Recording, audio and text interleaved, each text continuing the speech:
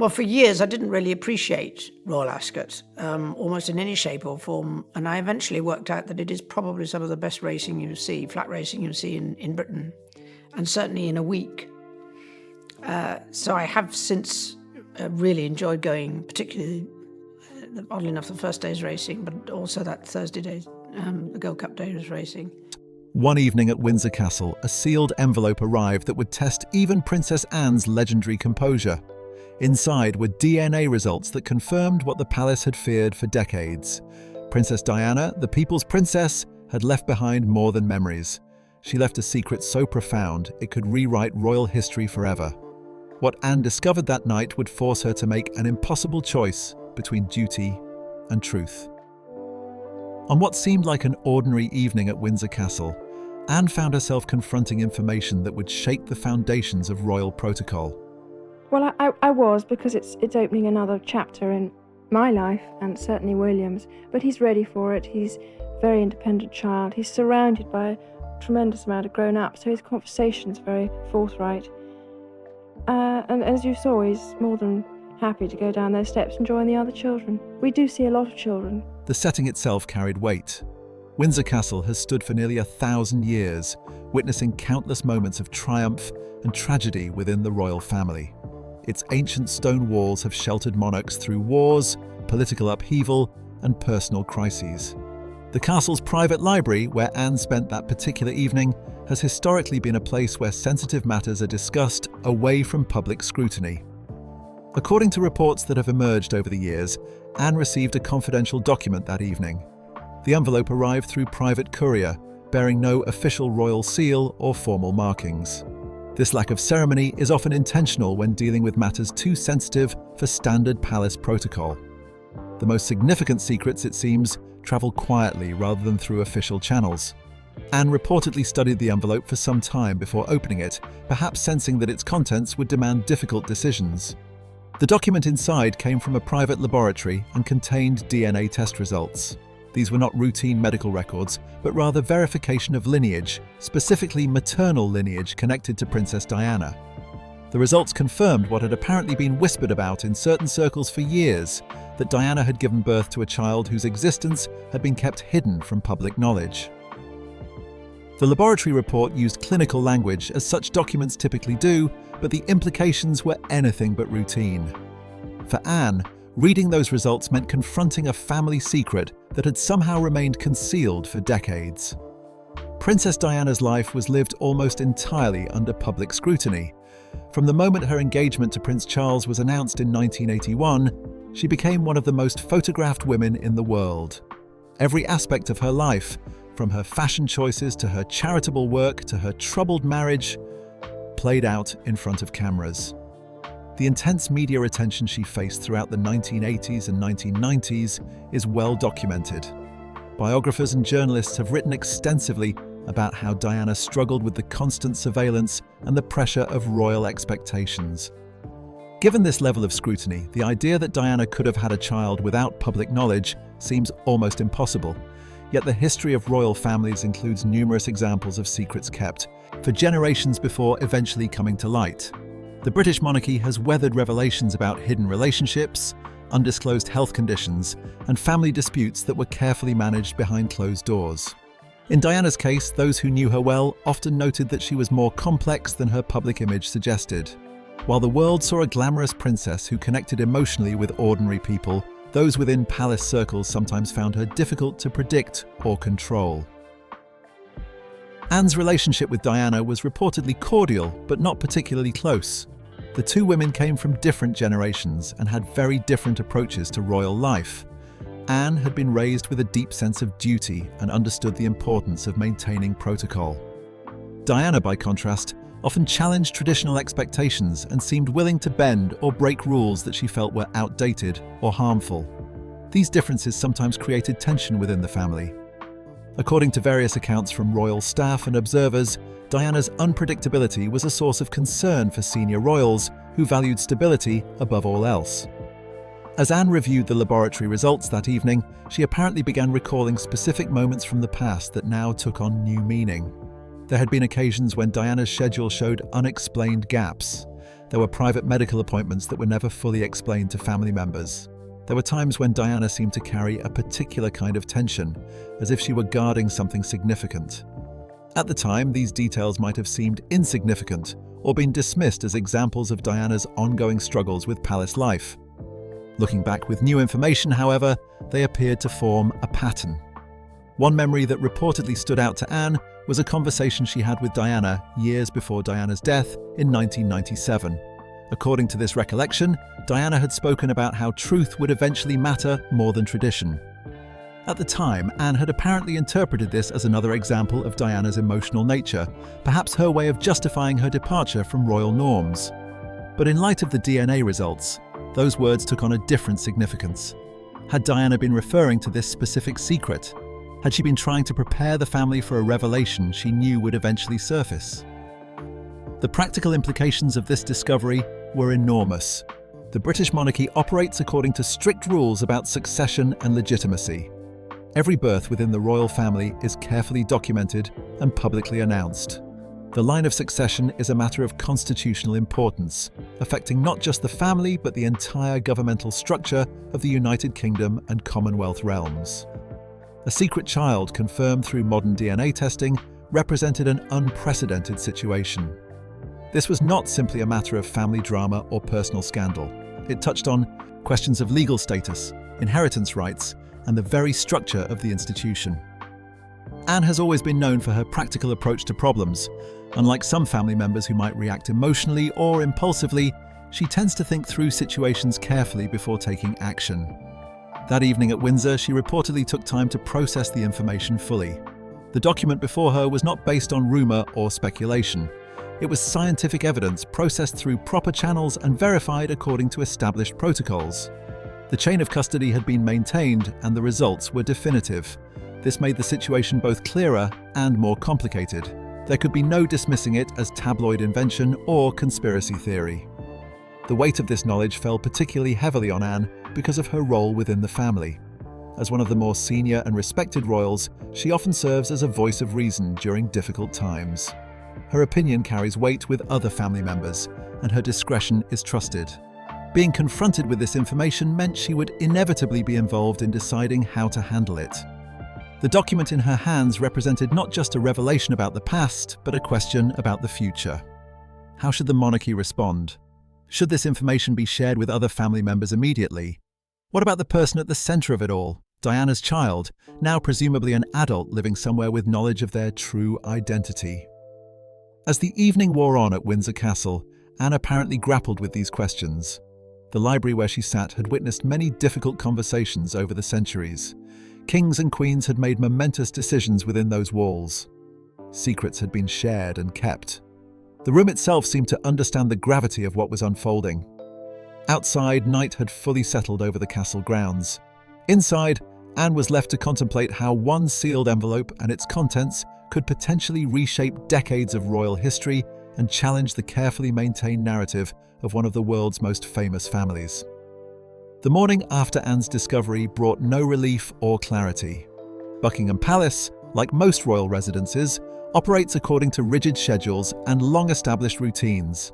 Staff members arrive at precise times, carrying out duties that have been performed in much the same way for generations. Tea is served at specific hours. Correspondence is delivered on silver trays. The day unfolds with a sense of order that reflects the monarchy's emphasis on stability and continuity. Yet, on this particular morning, something felt different. Those who work within palace walls develop an instinct for detecting subtle shifts in atmosphere. They learn to read silence as effectively as they read spoken instructions. Princess Anne moved through the private corridors reserved for senior royals with her characteristic briskness. To any casual observer, she appeared exactly as she always did, focused, efficient, and entirely in control. But beneath that carefully maintained exterior, her mind was working through the implications of what she had learned. The DNA results remained locked away in a secure location, but the information they contained could not be similarly contained. It echoed in her thoughts constantly, demanding attention and action.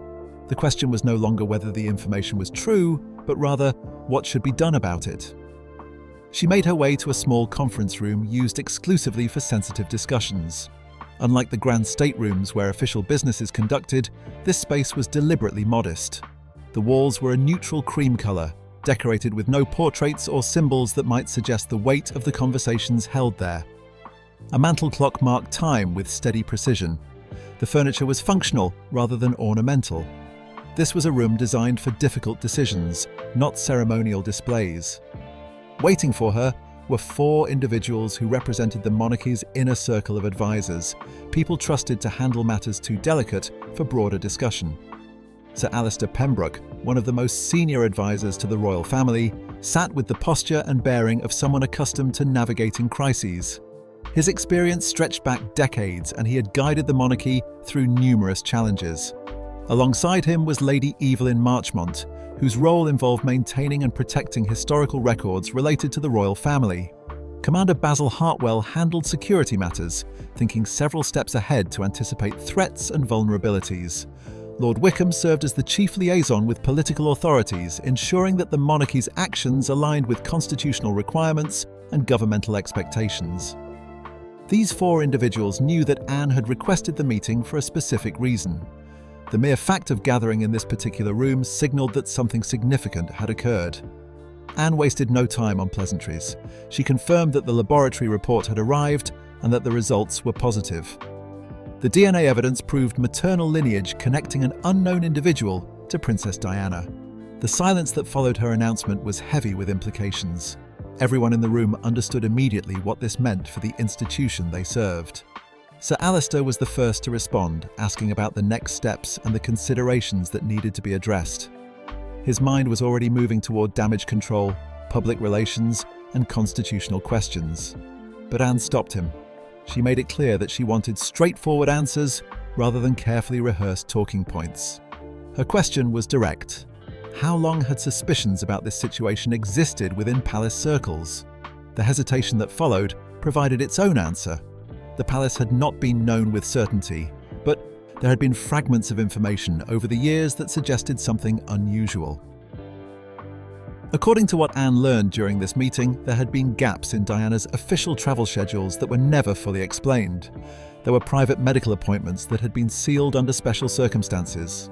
There were sightings and reports that never quite added up to a complete picture, but suggested something was being kept private. The palace had apparently chosen not to investigate too aggressively at the time. Diana's final years were already turbulent, filled with media frenzy and public sympathy for her troubled marriage. The institution was dealing with unprecedented levels of public scrutiny and criticism.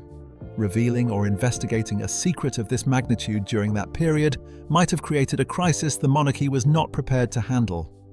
This explanation did little to satisfy Anne.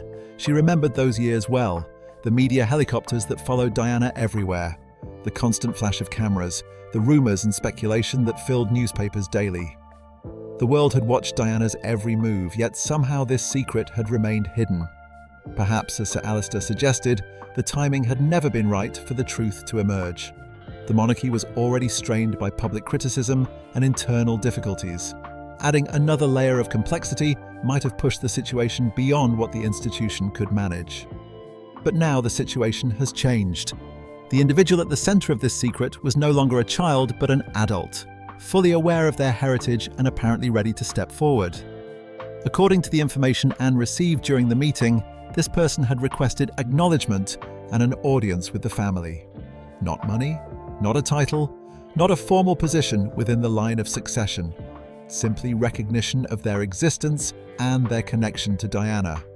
This request, while seemingly modest, carried enormous implications. Commander Hartwell raised the practical security concerns. If this person's identity became public knowledge, they would immediately become a target for media attention. Paparazzi would pursue them relentlessly. Activists might try to use them as a symbol for various causes. Opportunists would seek to profit from their story. Even intelligence services from other countries might take an interest, viewing a hidden royal as someone who could potentially be influenced or exploited. The individual's safety would become a serious concern, requiring significant resources to manage. Lady Marchmont approached the matter from a different angle. Princess Diana remained beloved by millions of people around the world, even decades after her death. Her charitable work, her struggles with mental health, her complicated relationship with the royal family, all of these continue to generate public interest and sympathy. If it became known that she had given birth to a child in secret, the public reaction would be intense and unpredictable. Some would condemn the secrecy as another example of the monarchy's coldness toward Diana. Others would romanticize the situation, viewing it as proof of Diana's desire to protect someone she loved from the pressures she herself had endured. Many would demand that this individual be given formal recognition within the royal family. Lord Wickham pointed out that regardless of what this person wanted or did not want, their mere existence would alter how the public viewed the monarchy. The institution had always presented itself as operating according to clear rules about lineage and succession. Every royal birth was announced with a great ceremony. Every member of the family had a defined place within the structure. A secret child, now confirmed through DNA evidence, challenged that carefully maintained image of transparency and order. Even if this individual never sought any formal role, their existence would raise questions about what else might have been hidden and whether the monarchy could truly be trusted. Anne listened to all of these concerns, but she pushed back against the assumption that revelation would necessarily be disastrous. She argued that denying proven truth would ultimately be more dangerous than acknowledging it. In an age where information spreads instantly and secrets rarely remain hidden for long, attempting to suppress this knowledge seemed both futile and potentially catastrophic. If the truth eventually emerged despite the palace's efforts to conceal it, the damage would be far worse than if they addressed it proactively and honestly. The discussion revealed deep divisions about how to proceed. Some advisors favored maintaining absolute secrecy for as long as possible, hoping that the individual would eventually accept a financial settlement and agree to remain anonymous. Others argued for a carefully managed revelation, controlling the narrative before it could be controlled by outside forces. Still others suggested that the family itself needed to be informed before any other decisions were made. Keeping this information from senior royals while deciding their future seemed both impractical and potentially explosive if they learned about it through other channels. Anne made clear that she intended to meet with this individual personally, not in an official capacity, not surrounded by protocol and ceremony, but as a private conversation between two people connected by Diana's memory. Several advisors expressed concern about this approach, worried that it would give legitimacy to claims the palace might later decide to contest. But Anne was firm. She needed to understand who this person was, what they wanted, and whether Diana's intentions could be discerned through them. Only then could informed decisions be made about the path forward. The meeting concluded with an agreement that security measures would be put in place, that communication with other family members would begin carefully, and that absolute confidentiality would be maintained. Everyone present understood that they were dealing with information that could reshape the monarchy if handled poorly. The weight of that responsibility hung over the room as they dispersed to begin the difficult work ahead. Anne left knowing that she had crossed a threshold from which there was no retreat. The truth was now active, demanding a response rather than remaining dormant in sealed documents. The evening chosen for the private meeting arrived with a soft rain falling across London. The streets glistened under streetlights, and the usual noise of the city seemed muffled by the weather. Clarence House, one of the royal residences used for more intimate gatherings, provided the setting for what would be a conversation unlike any Anne had experienced in her decades of royal service. The location itself was carefully selected. Unlike Buckingham Palace with its constant activity and numerous staff members, Clarence House offered greater privacy and discretion. The fewer people who knew about this meeting, the better. Inside, the lighting had been deliberately kept low. Only a few wall sconces provided illumination, leaving much of the corridor in shadow. Privacy was not merely preferred for this encounter, but absolutely essential. Anne walked through these corridors with steady determination, though internally she was preparing herself for a conversation that would require both skepticism and openness. She had spent her entire life within an institution built on tradition and clear lines of succession. Now she was about to meet someone who represented a fundamental challenge to that carefully maintained order. A discreet staff member gestured toward a set of double doors, informing Anne that the visitor was waiting inside. She offered no verbal response, simply pushing the doors open and entering the room. The space was elegant but restrained, decorated with tapestries depicting historical scenes of battles and coronations. A fire burned quietly in the hearth, its light reflecting off polished marble surfaces. The atmosphere felt heavy with anticipation, as though the room itself understood the significance of what was about to unfold. Standing before the fireplace was a man who turned as Anne entered. His posture conveyed confidence without arrogance, respect without subservience. There was something about his bearing that seemed familiar, though Anne could not immediately place why. She stopped a few paces away, maintaining the physical distance that protocol and caution both demanded. Her opening words were direct, asking him to explain who he truly was beyond whatever name he might use. Names could be invented or changed, but identity ran deeper than simple labels. His response was measured and calm. He identified himself as the son of Princess Diana, explaining that he had spent his entire life living in the shadow of a story he was never permitted to speak about openly. Anne had heard many people over the years claim connection to the royal family. Some were delusional, believing things that had no basis in reality. Others were opportunistic, seeking attention or financial gain. Her natural skepticism remained active, but she was willing to listen. The man reached into his coat and retrieved a small velvet pouch.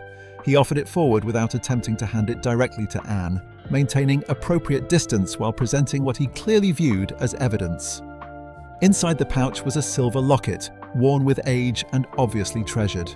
Anne recognized it immediately. This was a piece Diana had worn privately, never in official photographs or public appearances.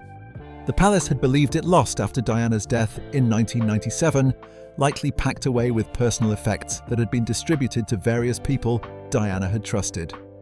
Anne asked how he had acquired the locket. His answer was simple. It had been given to him by the person entrusted with his care after his birth. The implications of this statement were profound. If what he said was true, then Diana had made arrangements for this child to be raised by someone she trusted, someone who had kept the secret for decades. Anne opened the locket carefully. Inside was a photograph that clearly showed Diana in an informal setting, barefoot and relaxed in a sunlit room, holding a newborn infant. Her expression captured the exhaustion and joy that new mothers often experience, a look of fierce protectiveness mixed with wonder. The photograph was not staged or formal. It showed Diana in a moment of genuine privacy, the kind of image that would never have been released to the press or included in official royal records. Anne felt the weight of what she was seeing. This was not the polished public Diana that the world knew from magazine covers and televised events. This was Diana in a deeply personal moment, one that the palace and public had never witnessed. Anne closed the locket slowly, her mind working through the implications. She asked why he was coming forward now after so many years of silence. His answer focused on the DNA evidence that had recently been processed. The scientific proof had finally confirmed what he had always been told about his origins. But beyond the science, he explained that he felt obligated to honor his mother's intentions. Diana had apparently believed that the truth should eventually be known, that hiding his existence forever would be a betrayal of what she had wanted for him. Anne's tone sharpened as she asked what intentions he believed Diana had. His response suggested that Diana had wanted to change the monarchy, to transform it rather than destroy it. This aligned with what many people had observed about Diana during her lifetime. She had often challenged royal conventions, not out of simple rebellion, but because she believed the institution needed to evolve. Her work with AIDS patients, her openness about mental health struggles, her willingness to show emotion in public. All of these had been viewed by some as inappropriate for royalty, but by others as necessary modernization. The man stepped closer, though he maintained a respectful distance. He argued that Diana had understood something the monarchy still struggled to accept. People no longer wanted their royals to be distant and perfect. They wanted to see humanity, vulnerability, real emotion, rather than carefully managed public appearances. The fire behind him created shifting shadows across his face, and in certain angles, Anne could see Diana's features reflected in his expressions. The resemblance was subtle, but unmistakable, not in any single feature, but in the overall effect.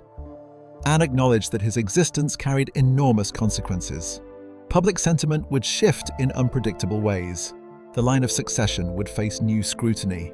Every decision the royal family had made over the past 3 decades would be re-evaluated through the lens of this hidden truth.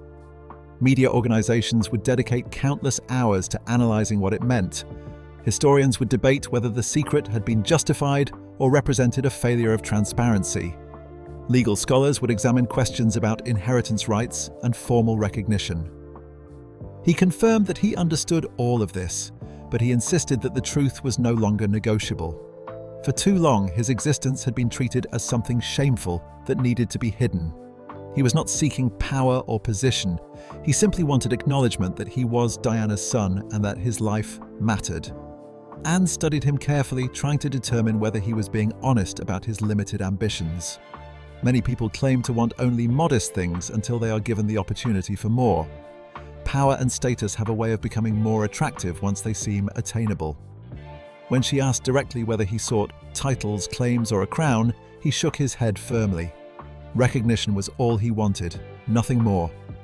Anne found herself believing him, though she remained cautious. She gestured for him to sit, and after a moment's hesitation, she sat as well. The conversation had shifted from confrontation to something more complex. They were no longer simply princesses and claimants, but two people trying to navigate an impossible situation created by choices made decades earlier. For several moments, neither spoke. The fire continued burning, filling the silence with its gentle crackling. When Anne finally spoke again, her tone was quieter than before. She told him that he resembled Diana. He smiled faintly, acknowledging that he had been told this many times. Anne continued, describing Diana as complicated, loved by the public but misunderstood by the family, a force that could neither be controlled nor contained within traditional royal expectations. His response revealed genuine emotion. He spoke of knowing Diana only through indirect means, through letters she had written, through the locket and other small items, through the stories told to him by his guardian. He described the ache of absence, of growing up with a mother-shaped space in his life that could never quite be filled. Anne looked away, uncomfortable with the raw honesty of his words. For a moment, she was not a princess or a guardian of royal tradition. She was simply a sister confronted by the lasting impact of a woman she had never fully understood. Anne asked what he expected to happen next. His answer was straightforward. That depended on whether the monarchy wanted to survive the truth or fight against it. The choice, he suggested, belonged to them rather than to him. He had already lived his entire life in shadow. He could continue doing so if necessary, but he would prefer not to. Anne stood, her expression shifting into something harder and more resolved. She extended her hand in a gesture that carried both formality and unexpected warmth. They would proceed carefully and quietly, she told him. No one beyond this immediate circle could know until the next steps had been determined. He stood as well, accepting her hand. He asked whether she was truly willing to take that step. Anne nodded once. "For the monarchy," she said aloud, though something in her eyes suggested another motivation. "For Diana." The words hung in the air between them, an acknowledgement that this was about more than institutional preservation. It was about honouring the memory and intentions of a woman who had changed the royal family forever, even after her death. The following evening brought another private meeting, this time in a different setting within the palace complex. The rain had returned, falling gently across the ancient courtyards and creating a soft, rhythmic sound against the windows. Anne had chosen one of the smaller reception rooms, a space rarely used except for personal reflection or conversations that required absolute discretion. The room was warmed by a fire burning steadily in the hearth, and the air carried the faint scent of old paper, roses, and polished wood. In her hands, Anne held an envelope that had been kept locked away for many years. The handwriting on it was unmistakably Diana's, elegant, but with a slight hurried quality that suggested it had been written during a moment of strong emotion. The envelope had been stored with explicit instructions about when it should be opened. With the DNA confirmation and the emergence of Diana's son, those circumstances had finally arrived. A knock at the door interrupted Anne's thoughts. She called for the visitor to enter, and the door opened to reveal the man whose existence had upended decades of carefully maintained royal narrative. He stepped inside with movements that remained cautious and respectful. He offered a slight bow before Anne gestured for him to sit in the chair opposite hers. For a long moment, neither of them spoke. The fire provided the only sound, crackling softly and sending occasional sparks up the chimney. Finally, Anne broke the silence. She told him that she had spent considerable time reviewing everything he had brought to her attention. She had consulted privately with experts who could verify the authenticity of documents and the validity of the DNA results. She had also spoken with individuals who had known Diana during her final years. Anne's voice was steady as she delivered her conclusion. He was not lying. He never had been. The relief that flooded across his face was immediate and profound. For the first time since entering the palace, his shoulders visibly relaxed. He spoke quietly, explaining that disruption had never been his goal.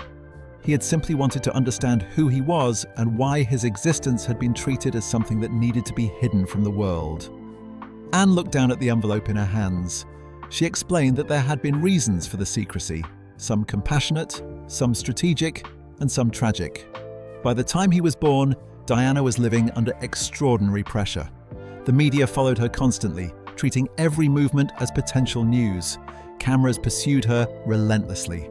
In that environment, Diana had feared what exposure would do to a child. The press had already shown themselves capable of remarkable cruelty. Diana's decision to keep the secret was not about shame or rejection. It was about protection, an attempt to give her child something she herself had been denied. The man listened carefully, absorbing this explanation.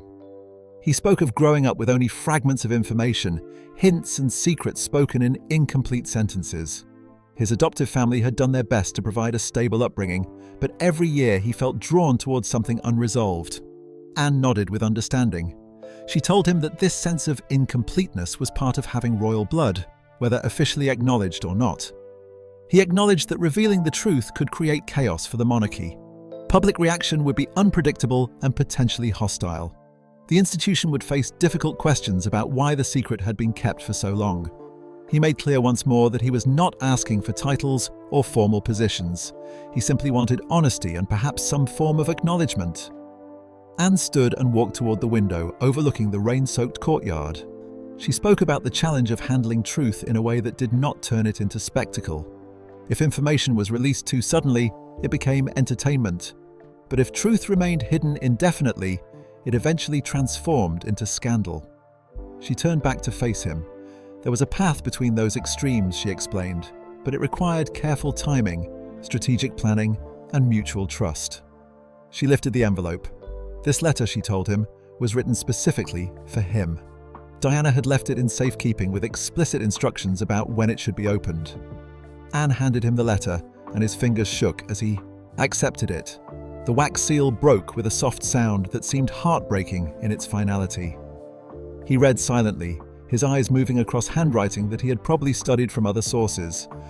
Emotions shifted visibly across his face as he absorbed whatever Diana had written.